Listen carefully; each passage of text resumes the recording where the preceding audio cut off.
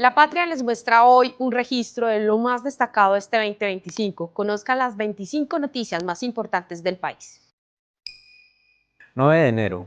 Fallece el científico Patarroyo. Manuel Elkin Patarroyo, el científico colombiano que pasó su vida tratando de crear una vacuna sintética contra la malaria, falleció a los 78 años. 24 de enero, asesinado periodista en Armenia. Cuando trataba de abrir la reja de la emisora comunitaria Rumba del Café, el periodista Óscar Gómez Agudelo recibió el ataque a bala de un sicario que acabó con su vida. El comunicador, reconocido por su trabajo en favor de las clases populares, conducía el programa donde exponía presuntas irregularidades y actos de corrupción en el Quindío. La muerte se cruzó en su camino y fueron sus compañeros de cabina los que al aire informaron sobre su deceso. En marzo fueron detenidos 4 personas indicadas por ser responsables de este crimen. 26 de enero. Devuelven 2 aviones con migrantes. Bogotá. En su cuenta de X, el presidente Gustavo Petro informó que devolvió a Estados Unidos 2 aviones que venían con colombianos deportados de ese país, por considerar que no eran tratados con dignidad. Esta decisión generó una fuerte reacción del gobierno de Estados Unidos, que amenazó con imponer aranceles a Colombia. Una reacción de la embajada de nuestro país en Estados Unidos y de varias personalidades de ambos países logró que se superara el impasse, que se advirtió luego era normal que ese tipo de aviones con deportados encadenados llegaran al país. 4 de febrero. Petro transmite en vivo Consejo de Ministros. A las 5:20 de la tarde empezó la transmisión del Consejo de Ministros del gobierno de Gustavo Petro. Primera vez en la historia que se transmite esta reunión, que normalmente se hace de manera privada. El Consejo dejó un remesón en el gabinete presidencial. Renuncia de 5 ministros importantes: Juan David Correa, de Cultura; Susana Mohamad, de Salud; Gloria Inés Ramírez, del Trabajo; Juan Fernando Cristo, del Interior. También dejó el nombramiento de Armando Benedetti como ministro del Interior. 3 de marzo, el ELN deja en libertad a 22 personas, a las que tuvo secuestradas durante 45 días. Norte de Santander, la guerrilla del Ejército de Liberación Nacional, ELN, dejó en libertad a 22 personas que había secuestrado hace 45 días en el Catatumbo, norte de Santander, donde se enfrentaba desde el 16 de enero el Frente 33 de las disidencias de las FARC. 29 de marzo, el ex narcotraficante Carlos Leder regresa a Colombia después de 38 años de ser extraditado. El quindiano Carlos Leder Rivas, conocido por ser uno de los principales líderes del cartel de Medellín, junto a Pablo Escobar, regresó a Colombia procedente de Alemania. 10 de abril. Colombia asume la presidencia rotativa de la CELAC. El presidente Gustavo Petro llegó a Honduras para asumir la presidencia temporal de la Comunidad de Estados Latinoamericanos y del Caribe. Petro aseguró que tras los anuncios de aranceles de los países del norte, Latinoamérica y el Caribe deben estar unidos y abiertos. 29 de abril, ministro de Defensa tacha de traición a la paz ataque de disidentes que deja 7 muertos. El ataque ocurrió en Charras, un remoto caserío del Guaviare, donde un pelotón del batallón de infantería número 19, Joaquín París, fue emboscado y atacado por integrantes del grupo armado ilegal Jorge Suárez Briceño, que hace parte del Estado Mayor de los Bloques. El ataque dejó 7 soldados muertos. 3 de mayo.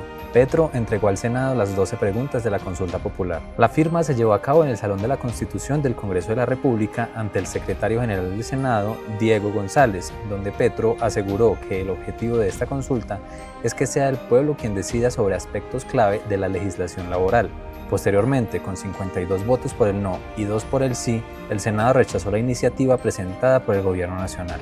6 de mayo, la colombiana Laura Gil, elegida como la número 2 de la OEA. La diplomática Laura Gil fue elegida como secretaria general adjunta de la Organización de Estados Americanos, OEA.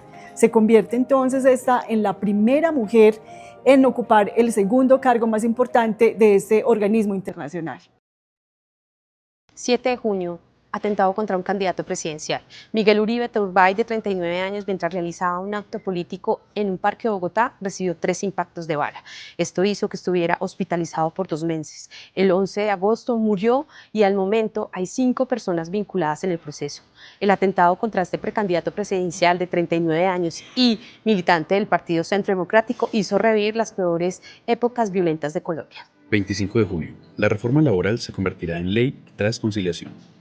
El presidente colombiano Gustavo Petro firmó en Bogotá la ley de la reforma laboral, 5 días después de que el Congreso aprobara esta iniciativa que se convirtió en una de las mayores victorias legislativas de su gobierno. Dentro de lo más destacado de la ley está la ampliación de 2 horas a la jornada de trabajo nocturno, que comenzará a las 7 de la noche. Aumenta el pago por trabajos de fines de semana y festivos, y exige aportes a la seguridad social a empresas de aplicaciones de reparto, entre otras disposiciones. 9 de julio. Más cambios en los ministerios. Bogotá. No bastó con el remesón de febrero. En julio, el presidente Gustavo Petro anunciaría más cambios en su gabinete. Tras la salida de Laura Sarabia, Rosa Villavicencio llegaría a reemplazar en la cartera. Posteriormente, Juan Carlos Florián fue nombrado ministro de Igualdad y Equidad, reemplazando a Carlos Rosero. Lena Yanina Estrada dejó el cargo como ministra de Ambiente y Augusto Campo asumió el Ministerio de Justicia tras la salida de Eduardo Montealegre. 7 de agosto. Petro afirma que Colombia no reconoce soberanía peruana en Santa Rosa. El presidente afirmó en la ciudad fronteriza de Leticia que su gobierno no reconoce ni la soberanía de Perú ni a las autoridades de ese país en la isla de Santa Rosa, una formación en el río Amazonas que marca el límite entre los dos países. El gobierno del Perú sostiene que su soberanía sobre Santa Rosa es indiscutible, por ser parte de Chinería, en la triple frontera amazónica con Colombia y Brasil, asignada en 1929. 22 de agosto. Atentados simultáneos en Colombia. 6 personas muertas en Cali por un ataque con explosivos a una instalación militar y 13 policías asesinados tras el derribo del helicóptero en el que viajaban en una zona rural de Antioquia dejó una semana plagada de atentados en el país. El presidente Gustavo Petro calificó los hechos como actos de terrorismo y responsabilizó a las disidencias de las FARC. El 10 de junio ya habían asesinado a 2 personas y herido a varias con explosiones en la ciudad de Cali, como parte de una oleada de 24 ataques en la región. El 25 de agosto, en un acto simbólico en el que estuvo presente el presidente Gustavo Petro, se anunció oficialmente la apertura de la licitación del aeropuerto del Café para su primera etapa, lo que se considera como lado aire, y construir una pista de 1.460 metros de longitud. Finalmente este contrato, la buena noticia es que se logró adjudicar y ya pues haciendo un avance de esta noticia, el 15 de diciembre se adjudicó al contratista, al consorcio Aerocafé SK. 29 de agosto fue hallado el cuerpo de Valeria Afanador. El hallazgo ocurrió en las inmediaciones del Río Frío, en el municipio de Cajicá, Cundinamarca. Valeria fue hallada 17 días después de haber sido reportada como desaparecida. Valeria Afanador tenía 10 años y estaba diagnosticada con síndrome de Down. 4 de septiembre, la Corte Constitucional avaló ley que prohíbe las corridas de toros. La Sala Plena de la Corte Constitucional declaró ajustada a la Constitución la Ley 2385 de 2024. Esta propone una transformación cultural mediante la prohibición de prácticas que afecten el bienestar animal. De ese modo, se busca erradicar actividades tradicionales como las corridas de toros y el rejoneo. La ley estableció un periodo de 3 años para diseñar programas de reconversión económica de los afectados por el cese de corridas de toros, por lo que está previsto que la norma comience a regir en 2027. 15 de septiembre, Colombia es desertificada. El Departamento de Estado de los Estados Unidos desertificó a Colombia en su lucha contra las drogas. Esta decisión llegó en medio de tensiones diplomáticas bilaterales y del despliegue militar de Washington en el Caribe con el fin de frenar el narcotráfico. La certificación es una evaluación que Estados Unidos hace cada año desde 1986 sobre los esfuerzos antinarcóticos de una veintena de países productores. 22 de octubre, absolución del expresidente Álvaro Uribe. El expresidente Álvaro Uribe resultó absuelto por los delitos de soborno de testigos en actuación penal y fraude procesal. El Tribunal Superior de Bogotá desestimó las acusaciones de la jueza Sandra Heredia, que lo había condenado a 12 años de prisión domiciliaria. 27 de octubre, Iván Cepeda, la Carta del Pacto Histórico. El senador es uno de los políticos que representan a la izquierda de raíces históricas de Colombia. Dio un paso en su camino hacia la presidencia al ganar la consulta interna del Pacto Histórico, en la que derrotó a la exministra Carolina Corcho y se consolidó como uno de los herederos políticos del presidente Gustavo Petro. 31 de octubre, aguardientes de la industria licorera de Caldas ya pueden ingresar al Valle del Cauca. Después de 8 meses desde que la Corte Constitucional emitió el fallo, en febrero de este 2025, y luego de la publicación oficial de la sentencia C-032, en junio del 2025, con la que se ratificó su fallo, los licores de Caldas tienen las puertas abiertas.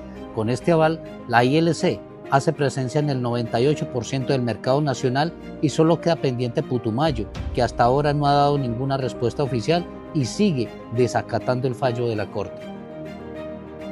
El 15 de noviembre, un bombardeo dirigido por las fuerzas militares en contra de las disidencias de Iván Mordisco dejó como saldo 19 muertos, de ellos 7 menores de edad. 20 de noviembre, cambios en la rectoría de la Universidad Nacional.